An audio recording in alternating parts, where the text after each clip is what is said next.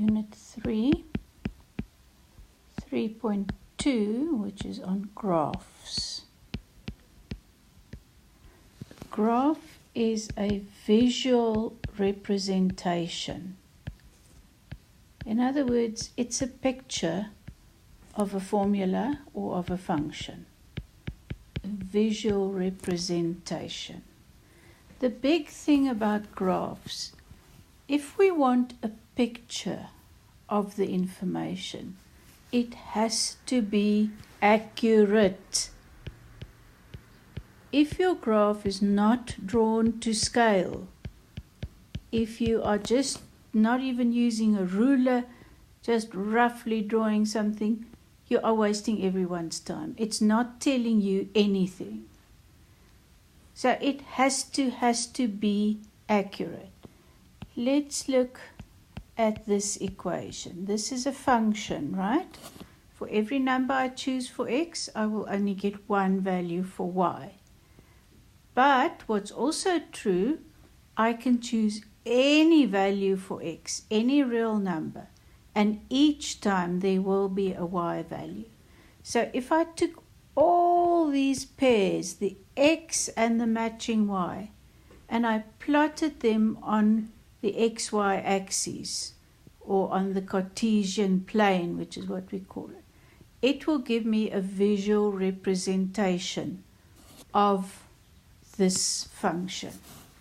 Right, easy way to do it is use the table method, because we're only going to ask you to draw straight line graphs, and then a table method always works.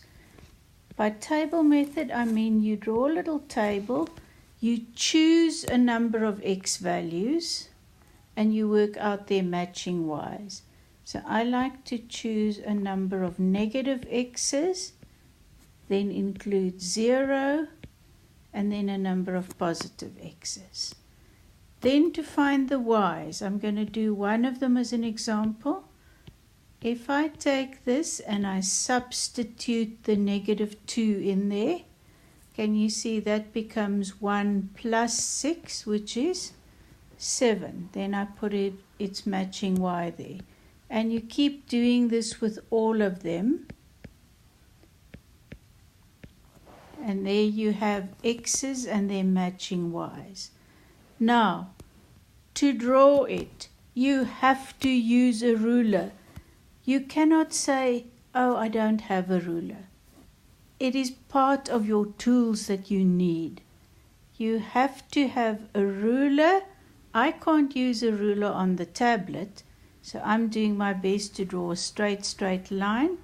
This is a number line, and it is the number line of x values. And then vertical number line is the number line of y values.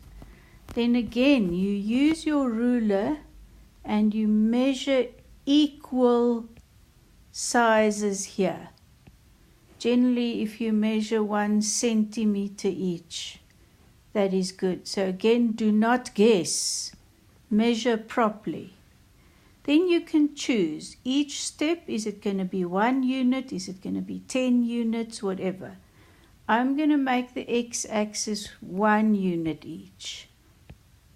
So that goes up to 5. Remember, 0 is where they intersect. So these are the -1s, -2, etc. And then on the y-axis, we go up like that, and again using a ruler. However, your y-axis scale does not have to be the same as your x-axis scale. So I'm going to make each step 2 units on my y. So you are allowed to do that, but for the whole of the y-axis then, each step must be 2 units. Now, if we look at our first one here, when x is -2, y is 7. So 7 would be there. So you start at 0. You go 2 in the negative direction. Then you go up to opposite 7. again, make sure it's accurate, otherwise you won't get a straight line for a graph. So -1 goes opposite 4, 0 goes opposite 1, 1 goes opposite -2, 2 goes to there, should be -5. And now again, because I don't have a ruler, mine is not so nice, but it should make a perfect straight line. You can put arrows on the ends to say it goes on forever. It's also good to write the equation of the line there. That way, if you now draw another one, then you know which line is which. So what I'm going to do now is I'm going to say on the same axis,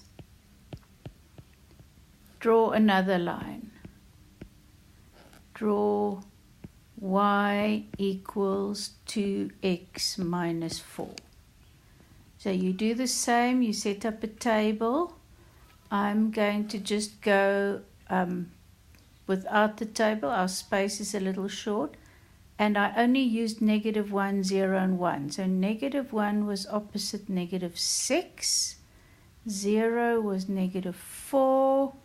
1 was -2. So there goes this graph. And this is y equals 2x minus 4. So remember again, the whole line, it's the set of all the x's and y's that satisfy that equation. For every x, you get a different y. Now, if we want to find the intersection, this point, called the intersection, it's the one set of coordinates that makes both of my equations true at the same time. And again, if you drew your graph accurately, then you can read it off. The x value is is 1 and the y value is -2. So that is the intersection of the two lines.